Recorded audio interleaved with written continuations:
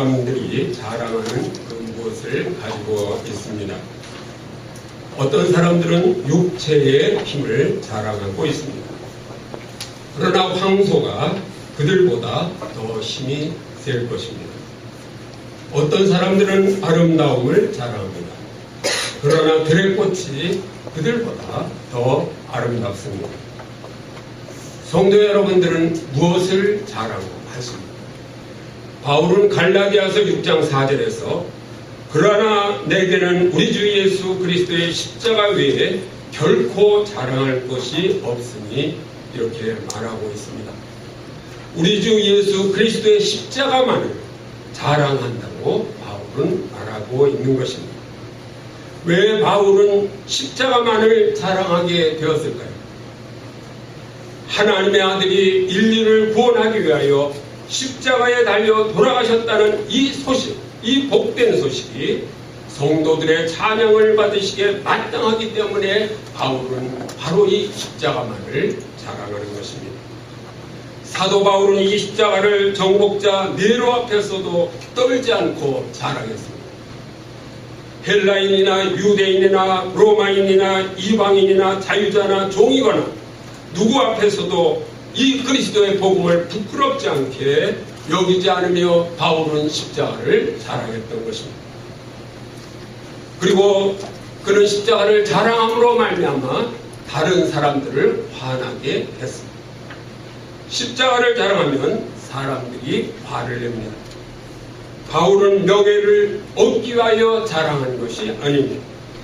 오히려 십자가를 자랑하다가 다른 사람을 화나게 해서 옥에 갇히고 매맞고 돌에 맞았다는 것입니다. 그러나 우리는 어떻습니까? 십자가를 자랑하다가 다른 사람을 화나게 한 일이 있으십니까? 십자가의 사랑은 다른 사람을 화나게 하기 때문에 오히려 우리를 침묵하게 하고 있지 않습니까? 시몬 베드로는 말해야 할 때 침묵했습니다. 예수님께서 잡히셔서 대제사장의 뜰에서 신문을 받을 때 거짓 증거하는 자가 나와서 거짓말을 말합니다. 침을 뱉으며 주먹으로 치며 하숙들도 손바닥으로 칠 때 오히려 베드로는 아무 소리도 못하고 침묵하지 않았습니까? 침묵하는 정도가 아니라 여종 하나가 나와서 나사렛 예수와 함께 있었도다 할 때 베드로는 3번이나 예수님을 부인했습니다. 사실 베드로는 그들과 불편하게 섞여 발볼을 쬐고 있었지만 오히려 그때 예수님을 이렇게 전하기 위해서, 십자가를 자랑하기 위해서, 전하기 위해서 좋은 기회가 있었던 것이 아니었습니까? 그러나 그는 어린 여종이 그를 그리스도인이라고 밝히자 공포에 떨며 주를 부인했습니다. 우리는 베드로를 가볍게 무시할 수 없습니다. 우리도 그런 죄를 너무나 자주 범하기 때문입니다. 사실 우리는 침묵하는 죄에 대한 핑계거리를 너무도 많이 대고 있습니다. 그래서 우리 자신만 빼고 다른 모든 사람과 상황을 탓합니다. 우리는 복음을 자랑하지 아니하고 부끄럽게 여기고 있는 것은 아닙니까? 오늘 본문은 서문학교에 보내는 편지인데 서문화라는 항구 도시는 아주 부유한 도시 중에 하나입니다. 당시 20만의 거대한 도시로서 아시아의 아주 인류 도시였습니다. 통상로의 중심인 고로 경제가 번창했습니다. 부유한 도시에 있는 교회이기에 이 서문학교에도 부유한 교회가 되지 않았겠습니까? 오늘날 강남에 있는 부유한 교회같이 서문학교에도 당연히 부유한 교회가 되었어야 합니다. 그런데 부유한 도시에 자리 잡고 있던 서문학교회는 부유하지 않았습니다. 오늘 본문 말씀에 죽었다가 살아나신 이가 가라사대 내가 내 환난과 궁핍을 알거니와. 서문학교회는 환난을 당하는 교회였습니다. 고난을 당하는 교회였습니다. 궁핍을 당하는 그런 교회였습니다. 서문학교회가 왜 이토록 환난을 당하며 그렇게 가난한 교회가 되었을까요? 도시가 부유하기 때문에 교회도 부자요, 교인도 부자일 텐데 왜 가난하게 되었을까요? 바로 사도 바울과 같이 그리스도의 십자가를 자랑하였기 때문에 가난하게 되었던 것입니다. 환난이라는 단어가 설명해 줍니다. 십자가를 자랑하며 전도하다가 환난을 당했기 때문에 가난했던 것입니다. 그래서 주님께서 실상은 내가 부요한 자다 이렇게 말씀하신 것입니다. 성도 여러분, 이 말씀은 우리 밝은 교회에 심각한 도전이 되는 그런 말씀이 아닙니까? 우리 밝은 교회도 예수 그리스도의 십자가를 자랑하다가 환난을 당하지 할지라도 그렇게 복음을 전해야 되지 않겠습니까? 주님은 고난 속에서도 교회 성도들에게 너희들 이제 고난 끝이다 그렇게 말씀하시지 않습니다. 오늘 본문에 10절에 보면 너는 장차 받을 고난을 두려워하지 말라고 하십니다. 너희가 계속 고난을 받을 것이라고 말씀하십니다. 아주 절망적인 말씀 같습니다. 성도 여러분, 우리도 이 고난에 함께 동참하시기 바랍니다. 성도, 우리 밝은 교회 3개월이 지나도 성도님들이 늘지 않는데도 우리가 고통을 같이 느끼지 않는다면, 고난을 받을 때 같이 고난을 받으려고 하지 않는다면 우리는 버린 자와 같은 자들. 축복받을 생각을 아예 하지 마십시오. 우리도 복음을 전하다 다른 사람들을 화나게 할지라도 그 복음을 전해야 할 책임이 우리에게 있는 것입니다. 그것을 주님께서 이 시간 우리에게 바라보고 계십니다. 그렇다고 고난 때문에 두려워할 필요는 없습니다. 왜냐하면 고난은 영원한 것이 아니라 한정되어 있기 때문입니다. 오늘 말씀에 10일 동안 환난을 받으리라 이렇게 말씀하시지 않습니다. 우리 잠시 고난을 받으며 복음을 전하며 주님께서 놀라운 역사를 우리 밝은 교회를 통해서 할 것을 믿으시기 바랍니다. 우리는 고난을 당할지라도 잠시 동안만인 것을 알고 담대하게 십자가를 자랑하는 그런 밝은 교회 성도 여러분 되시기를 간절히 축원합니다. 서머나 교회들은 로마 관리의 위협 앞에서도 돈의 유혹 앞에서도 십자가를 자랑하다가 순교하는 그런 교회가 되었습니다. 그래서 폴리갑 같은 순교자가 이 서머나 교회에서 나왔다는 것입니다. 폴리갑같이 죽도록 충성하며 생명의 멸류관을 주신다고 오늘 본문은 저희들에게 약속하셨습니다. 우리가 고난을 받으며 기쁨으로 복음을 전할 수 있는 것은 주께서 우리의 환난과 궁핍을 안다고 하시기 때문에 주께서 아시면 되는 것입니다.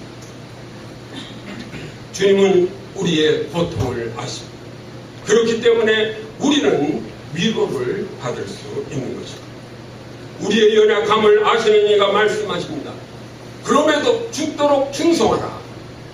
오늘 이것이 우리에게 주시는 주님의 말씀입니다. 주님 자신이 죽기까지 충성하신 분이 이제 그분이 우리로 죽도록 충성하라고 이렇게 명령하십니다. 죽도록 충성하면 생명의 멸류관을 주리라고 이렇게 약속하십니다. 믿으시면 아멘 하시기 바랍니다. 성도 여러분께서 복음을 전하며 죽도록 충성하시면 생명의 멸류관을 쓰고 천국에서 영생하는 것은 물론이고 이 땅에서도 축복을 받으며 형통한 삶을 사시는 것을 믿으시기 바랍니다. 저는 많은 체험을 통해서 이것을 말씀드릴 수 있습니다.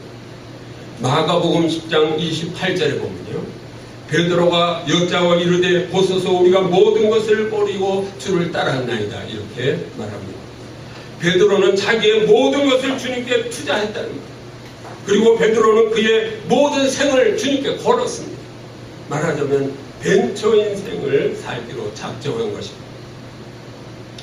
인생의 모든 것을 투자하면서 죽도록 충성하는 베드로에게 주님께서 이렇게 말씀하십니다. 마가복음 10장 29절부터 30절에서 예수께서 이르시되 내가 진실로 너에게 이르노니 나와 복음을 위하여 집이나 형제나 자매나 어머니나 아버지나 자식이나 전토를 벌인 자는 현세에 있어 집과 형제와 자매와 어머니와 자식과 전토를 100배나 받되 내세가 아닙니다. 현세에서 100배나 받는다고 하셨어요. 박해를 겸하여 받고 내세 영생을 받지 못할 자가 없느니라. 주님과 복음을 위하여 자기의 모든 것을 헌신한 사람은 본상은 천국에서의 영생을 받는 것이죠. 이건 당연한 것입니다. 그리고 부상이 있는 거예요. 죽도록 충성하며 전도한 자에게 주와 복음을 위하여 투자한 것에 이 땅에서도 100배나 받는다고 주님께서 약속한 이 말씀을 믿으시기 바랍니다. 이 땅에서 축복받지 못하는 건 복음을 전하지 않기 때문에 교회 다닌다 그러면서도 1년에 한 명에게도 복음을 전하지 않는 사람은 축복받을 생각하지도 마세요. 그냥 분명히 말씀드립니다. 내세가 아니라 현세에서 100배를 받는다고 약속하신 이 주님의 약속을 믿으시기 바랍니다. 성도 여러분, 성도님들이 복음을 전하며 죽도록 충성하시면 영생은 물론이고 이 땅에서도 100배나 받는데, 저는 이것을 많은 경험을 통해서 말씀드릴 수 있는데 몇 가지만 이렇게 말씀드릴까 이렇게 생각이 됩니다. 제가 대학교 다닐 때입니다. 그때는 이 기독교인 수가 2, 3%밖에 안 될 때. 근데 그때 서울공대가 지금 서울과기대 자리가 서울공대 단과대학이 있을 때입니다. 근데 거기에 이제 입학을 해서 들어갔어요. 복음을 전한 1학년 때부터 전 복음을 전했어요. 옆에 있는 친구에게 복음을 전하고. 그래서 대학교 3학년이 됐는데 처음으로 기독학생회를 창립하고 제가 회장이 됐어요. 근데 모이는 수가 10명도 안 됐어요. 하나님께 기도하면서 하나님, 공대 학생이 1,400명이고 기숙사 학생이 500명이나 되는 거 어떻게 좀 채우게 해주세요. 그리고 기도하다가 그때 당시 종로이가의 YMCA 건물에서 3천만을 그리스도에게로 하고 김한란 박사께서 회장이 되시면서 우리 민족 복음화 운동을 벌릴 때, 그래서 김한란 박사님을 대학교 3학년 때 찾아갔어요. 그래서 어떻게 하면 복음화 될 수 있겠습니까? 그랬더니 잘 됐다. 그분이 그러시면서 미국에서 20학자이면서 신학자인 마이얼스 박사를 초청하는데 오자마자 공대에다 보내줄 테니까 집회 준비를 해라. 그래서 그 마이얼스 박사가 이제 오게 됐어요. 그러니까 공대 기숙사가 있는데 우리 황희용 장로님이 그 후에 몇 년 후에 우리 공대 기숙사 사감도 하고 그러셨어요. 기숙사생이 한 500명 있는데 마이얼스 박사가 오시고 통역반으로 김동길 교수님이 아주 젊었을 때 아주 시험도 안 나고 그러셨을 때 이제 같이 오셨어요. 근데 이제 7시에 집회를 하는데 6시가 다 돼도 6명밖에 안 와요. 기숙사 식당 2층에 광장에 한 200명 들어가요. 하나님 저 어떻게 눈 감고 기도할 수 없어요. 어떻게 할 수 없어요. 이 귀한 손님이 여기까지 오는데 하나님 저 어떻게 해요? 그러는데 하나님께서 전기 스위치를 보여주십니다. 그래서 전기 스위치를 하나 내니까 1동 불이 다 나갔어요. 기숙사 1동. 또 하나 내니까 2동 불이 나가는 거예요. 불을 다 껐어요. 그러니까 바둑 두다 기르다 커먼 뭐 이런 거 하다가 그냥 가운데 왜 이렇게 불이 나가느냐고 쓰레빠 그냥 신고 이렇게 막 나오는 거예요. 다 일로 오라고. 머리 좋아도 할 수 없더라고요. 오래니까 또 오더라고요. 거기만 불이 켜있어요. 오라고. 다. 큰 강당에 한 200명 들어가는 강당에 꽉 찼어요. 이완수 장로라고 지금 우리 교단의 부총회장인데 그 사회를 보고 야 너 사회 보지 말고 기도봐. 기도하는 게 아니라 나가지 못하게 좀 지켰으라. 그리고 내가 사회를 봤어요. 지금부터 예배 드린다 그러면 다 나갈 것 같아서. 그때 내 믿음의 어머니는 김덕영 원사님이 옆에 앉아 계셨어요. 그분은 한국의 초대 선교사였어요. 일본의 도쿄의 YMCA 빌딩을 세우시고 처음으로 거기 선교사로 가십니다. 근데 그 권사님이 이렇게 계시는데 이 권사님을 우리 기숙사생의 어머니로 모시면 어떠냐고 했더니 다 박수를 치지 않고 다 박수를 치더라고요. 그러니까 우리 어머니가 우리를 위해서 기도해 주시겠다. 기도하니까 그냥 근 한 200명 가까이 있는데 전부 기도 다 눈 감고 나만 눈을 뜨고 이렇게 기도하나 이렇게 놀라운 역사가 일어났어요. 그날 한 50명 정도가 기독 학생입니다. 그때 몇 명이 참석했냐면 165명이 참석한 것을 저는 몇 년 전에 2대 다락방전도협회에 자료 50주년 기념에 자료 전시회하는데 거기에 기록이 되어 있더라고요. 그래서 그날 165명이 참석한 걸 알았어요. 성도 여러분 죽도록 충성하시기 바랍니다. 제가 대학 다닐 때 복음을 위해서 죽도록 충성하고 그랬더니 주님께서 복을 주시더라고요. 저 72년에 28살에 화도중학교 교장을 했습니다. 지금 77년에 34살에 경서건설 주교 종합건설회사를 했습니다. 80년에 석유호텔 사장을 했습니다. 36살. 주님께서 복의 복을 주시고 이 땅에서도 100배가 아니라 1000배, 10,000배 허락해 주시고 결국은 내 교만 때문에 내가 실패했었죠. 이 땅에서도 주를 위하여서 죽도록 충성하며 복음을 전하며 주님께서 100배, 1000배, 10,000배 형통한 삶을 살게 하시는 것을 믿으시기 바랍니다.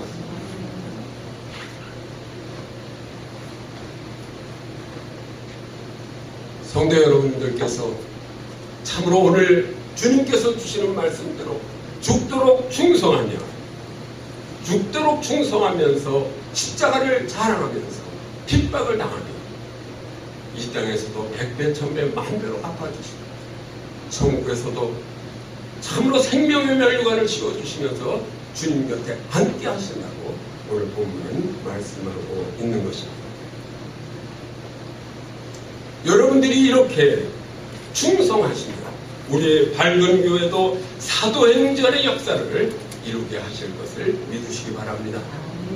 사도행전은 하나님이 계획하시고 연출하신 한 편의 드라마입니다. 드라마의 특징은요, 제가 고등학교 2학년 때 영국에 미쳤어요. 그래서 그때는 남산에 드라마 센터라고 있는데 그 드라마 센터 유치진 씨 그걸 안 가본 게 없어요. 드라마의 특징은요, 막이 내릴 때 주연 배우가 독백을 합니다. 그건 뭐냐면 그 막의 주제 줄거리를 주연 배우가 독백을 하면서 막이 탁 내립니다. 자, 사도행전이 한 편의 드라마라 그러면 이 사도행전이 여기 주연 배우가 말하고 싶은 얘기가 무엇일까요? 사도행전 전체를 한 편의 드라마로 보면요, 서막과 2부 6막으로 이렇게 구성되어 있습니다. 서막은 1장 1절부터 2장 41절까지 여기에는 기독교 전도의 모델적 사건들을 기록하고 있습니다. 그런데 서막의 결론은 1장 1절부터 2장 41절이니까 마지막. 이날의 신도의 수가 3,000이나 더하는 제1막은 2장 42절부터 6장 7절까지 예루살렘 교회의 초기 시기를 보여주고 있습니다. 결론은 6장 7절. 6장 7절에 말씀이 점점 왕성하여 예루살렘에 있는 제자의 수가 심히 많아지고 허다한 제사장의 무리도 이도에 복종하니 제사장의 무리도 복종할 정도로 이렇게 왕성해진다고 했어요. 제2막은 6장 8절부터 9장 31절까지 말씀. 세 명의 중추적인 인물들인 스데반과 빌립과 바울의 생애를 나타낸 그 결정적인 장면들이 이 부분에서 연출됩니다. 결론은 9장 31절입니다. 온 유대와 갈릴리와 사마리아 교회가 평안하여 든든히 서가고 주를 경외함과 성령의 위로로 진행하여 수가 더 많아져 지금까지만 보면 다 수가 많아지는 거죠. 성장해야 됩니다. 제3막은 9장 32절부터 12장 24절까지 팔레스타인에서부터 사마리아까지의 복음의 진보들을 보여주고 있습니다. 결론은 12장 24절입니다. 하나님의 말씀은 흥왕하여 더하더라. 말씀이 흥왕합니다. 이 합정동일 때 말씀이 흥왕하는 것을 위해서 기도해 주시기 바랍니다. 제4막은 12장 25절부터 16장 5절까지인데 제1차 전도여행과 예루살렘 교회까지를 보여주는 그런 내용입니다. 결론은 16장 5절로 여러 교회가 믿음이 더 굳건해지고 수가 날마다 늘어가니라. 수가 날마다 늘어가는 밝은 교회를 위해서 기도하며 죽도록 충성하시는 여러분 되시기를 간절히 축원합니다. 5막은 16장 6절부터 19장 20절까지입니다. 제2차와 3차 전도여행을 통한 광범위한 전도 모습들을 보여주고 있습니다. 결론은 19장 20절입니다. 이와 같이 주의 말씀이 힘이 있어 흥황하여 세력을 얻으니라. 주의 말씀이 세력을 얻어야 돼요. 말씀을 전하면 사탄의 무리들이 꼬꾸라져요. 이렇게 세력을 얻는 그런 밝은 교회 성도 여러분 되시기를 간절히 축원합니다. 제6막은 19장 21절부터 28장 31절까지 예루살렘으로 그리고 로마에로의 전도 여행을 보여줍니다. 결론은 28장 31절. 하나님의 나라를 전파하며 주 예수 그리스도에 관한 모든 것을 담대하게 거침없이 가르치되 그 많은 사람이 없었다. 그리스도에 관한 모든 것을 담대하게 거침없이 가르칠 수 있는 그런 밝은 교회를 위해서 기도해 주시기 바랍니다. 명령대로 가르치며 전파하는데 그 많은 사람이 없어요. 그것이 복음화된 지역사회가 되는 것입니다. 왜 이렇게 되었습니까? 주님의 명령에 적극적으로 행하면서 성령 충만했기 때문에, 그리고 성령 충만해서 죽기까지 죽도록 충성했기 때문에 이런 결론이 나오는 것입니다. 그 결과 1막에서 예루살렘과 2막에서 온 유대와 사마리아와 또 3막부터 6막까지 땅끝까지 복음이 전파되되 제자의 수가 더해지더니 교회가 든든히 서걸고 수가 더 많아졌습니다. 3막에 이르러서는 말씀이 흥황해진 것입니다. 4막에서는 교회가 믿음이 더 굳어지고 그리고 수가 날마다 더해진다고 했습니다. 5막에 가니까 말씀이 힘이 있었어요. 말씀이 힘이 있어야 흥황해지지 않겠습니까? 6막에서 결론적으로 말씀이 세력을 얻게 되었습니다. 성도 여러분, 이러한 사도행전의 역사가 죽도록 충성하는 바울과 같은 자들을 통해서 이루어진 것입니다.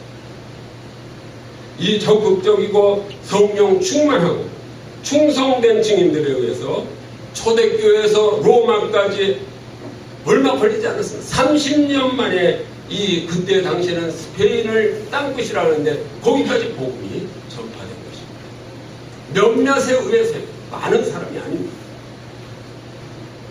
이들은 사도행전 17장 6절에서 천하를 어지럽히며 복음을 전했다고 했습니다. 이 합정동 일대를 어지럽히며 우리가 복음을 전해야 되지 않겠습니까? 말씀이 세력을 얻으면 막을 자가 없을 것입니다. 우리 밝은 교회가 말씀으로 세력을 얻는 그런 교회가 되어야 하겠습니다. 천국은 영적으로 강한 사람, 이기는 자, 세력을 얻는 자가 가는 것입니다.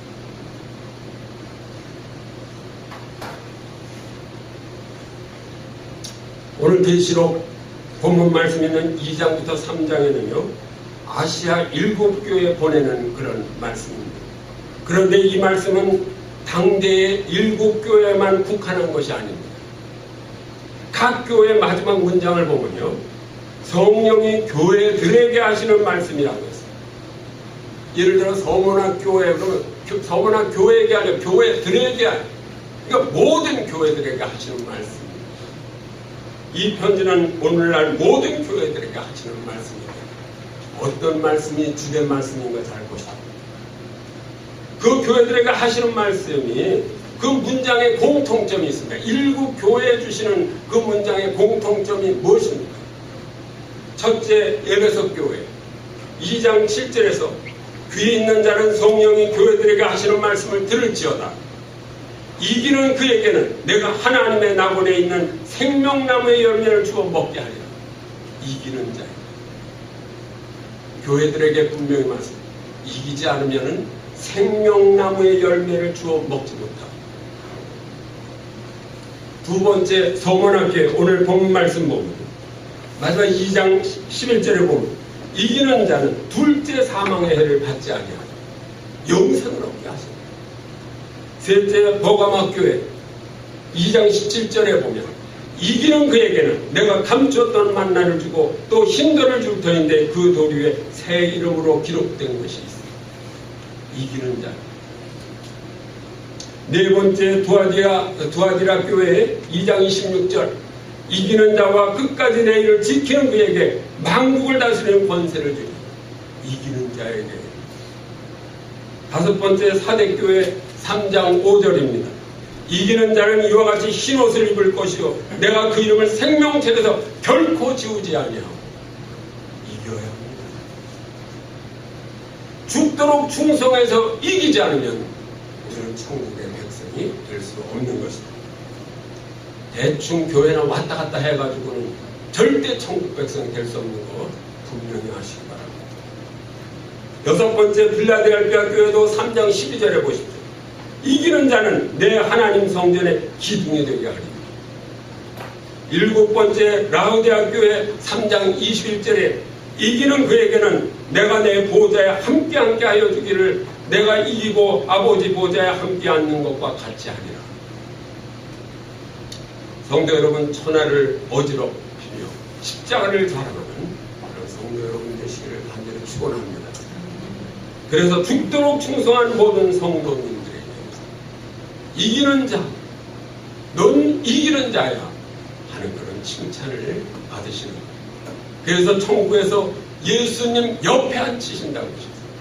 예수님이 하나님 옆에 앉으신 것과 같이, 우편에 앉으신 것과 같이 이기는 자를 예수님 바로 우편에 앉힌다고 이렇게 말씀합니다. 승리해서 죽도록 충성하며 승리해서 하나님의 칭찬받는 그런 성도 여러분 되시기를 간절히 축원합니다. 같이 기도드리시겠습니다. 할렐루야. 거룩하시고 감사하신 아버지 하나님, 베드로가 전토와 침척과 모든 것을 바쳐서 주님을 따랐던 것 같이 우리 이종길 이사장께서 모든 것을 바치고 주님을 따르고 있는 이 밝은 교회, 우리 성도들이 게으르지 않게 하여 주시옵소서. 죽도록 충성하게 하여 주시옵소서. 이기는 자들이 되게 하여 주시옵소서. 십자가를 자랑하여 승리하는 자들이 되게 하여 주시옵소서. 그래서 아버지 하나님, 주님께서 이 밝은 교회를 통해서 기뻐 영광을 받으시며 이 밝은 교회가 땅끝까지 이르러 복음을 전하는 놀라운 당신의 몸된 교회 되도록 축복하여 주시옵소서. 우리 주 예수 그리스도의 이름으로 기도드리옵나이다.